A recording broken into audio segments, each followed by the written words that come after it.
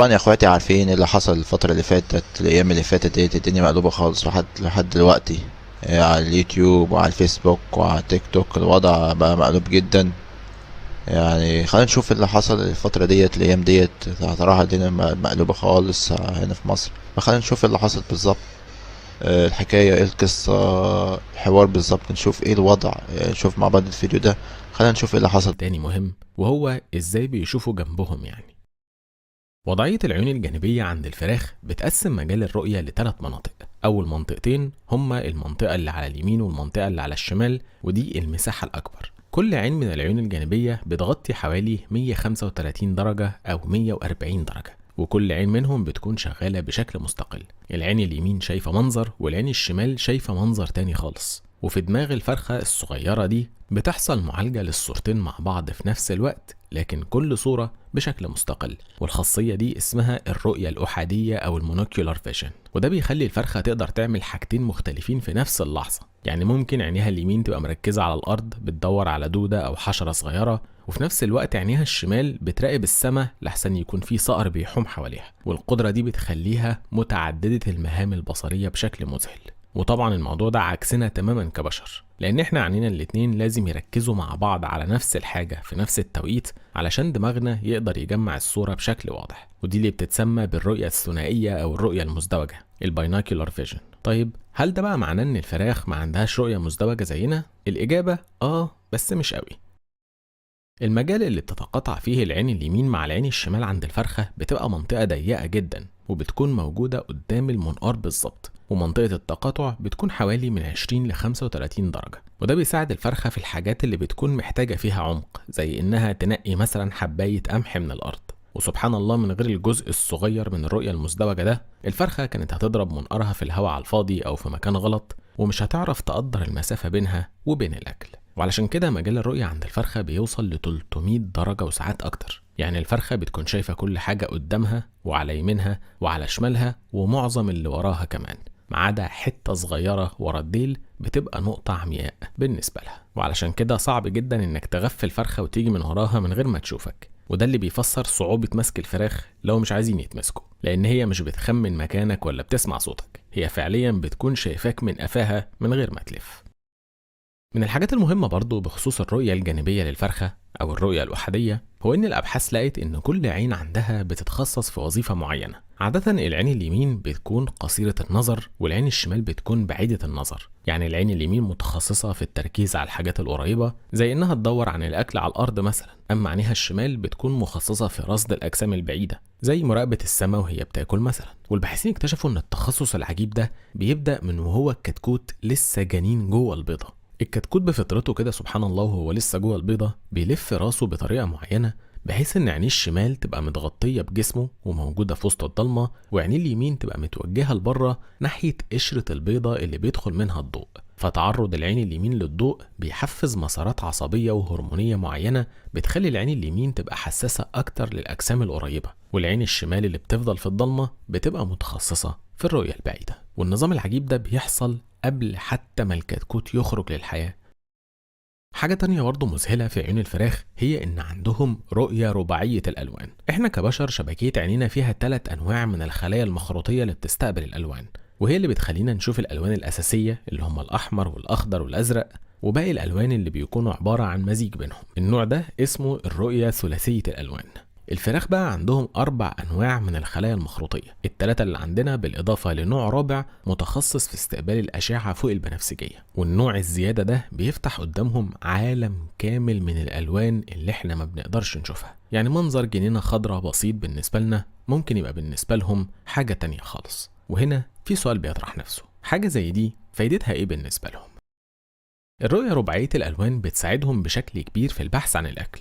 كتير من الحشرات والبذور وحتى الفواكه بيكون ليها بصمة أو علامة مميزة بالأشعة فوق البنفسجية، فتقدروا تقولوا كده إن الفرخة بتشوف الحاجات دي كأنها منورة شوية وسط الزرع. فتقدر تشوف مثلا دودة خضراء واقفة على ورقة شجر خضراء صعب علينا إن احنا نشوفها، لكن بالنسبة للفرخة الدودة بتلمع بلون مختلف بسبب إن الأشعة فوق البنفسجية الصادرة منها بتكون مختلفة عن ورقة الشجر. ضيفوا على كده كمان إن الرؤية بالأشعة فوق البنفسجية بتلعب دور مهم في التفاعلات الاجتماعية ما بين الفراخ وبعضها، لأن ريش الطيور بيعكس الأشعة فوق البنفسجية بدرجات وألوان إحنا ما نعرفهاش، فمن خلال الأشعة دي تقدر الفرخة تميز الطائر اللي قدامها، تعرف هو ذكر ولا أنثى، تعرف عمره، حالته الصحية.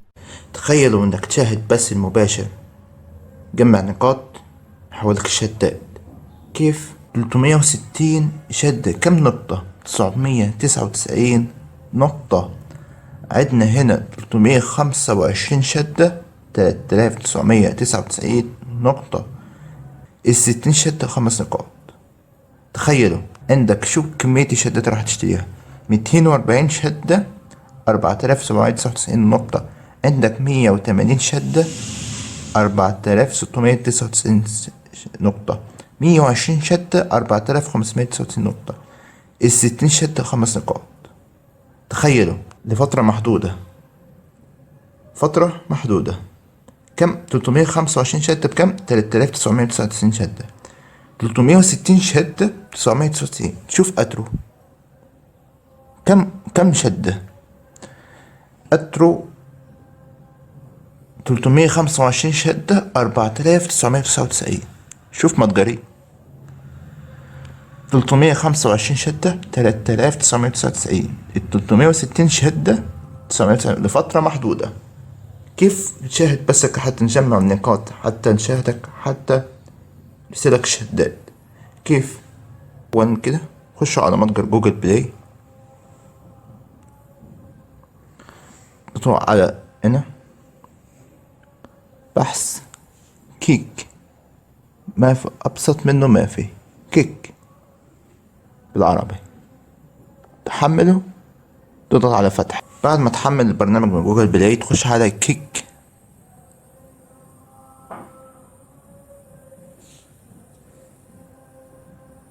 راح يجيلك تعمل حساب على جوجل. فراح اتركك فيديو هو كيف تنشئ حساب على كيك بكل بساطة على جوجل بدون اي حاجة. ابسط منه ما في. راح انشئ فيديو حالا جاي يشرح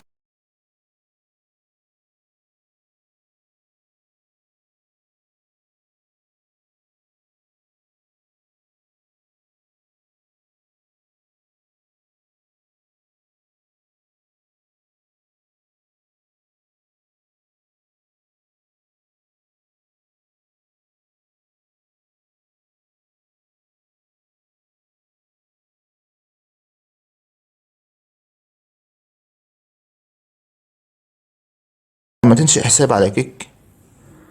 طبعا خش على هنا السيرش او البحث هنا، تضغط اكتب كده GAMEBLAYS 5 بهذا الشكل. تمام. اول واحدة هجي تمام. تعمل بحث او هيجيلك بالشكل ده كده. تضغط على الشات. اهم شيء تضغط على الزر الاخضر حتى تشاهد متجر وتشاهد كم لديك كم نقطة بحسابك. حتى تشاهد بس، كل ما تشاهد بس دقائق، كل دقيقة بنقطة. اول ألنش لازم تضغط على اللون الاخضر اللي فوق، الاخضر يتحول للاسود. اهم شيء حتى يحسب لك النقاط. يجيلك 5 نقط مباشرة.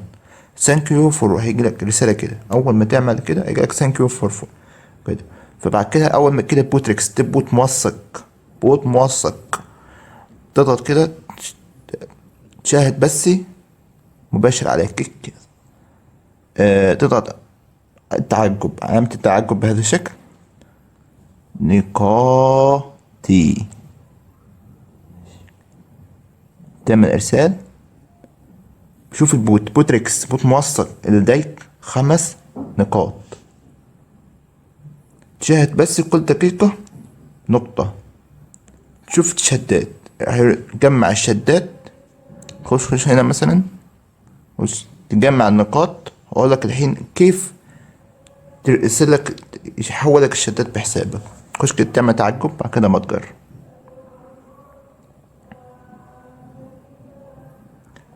تفضل هذا رابط متجر القناة. هيجيلك رسالة بالشكل ده، تضغط عليه. بعد ما تجمع النقاط، مثلا جمعت انت مثلا 999 ولا تبقى مع اللي حواليك. عشان كده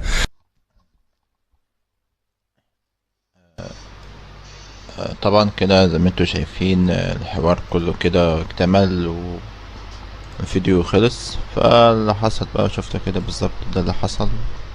هو شفتوا الفيديو.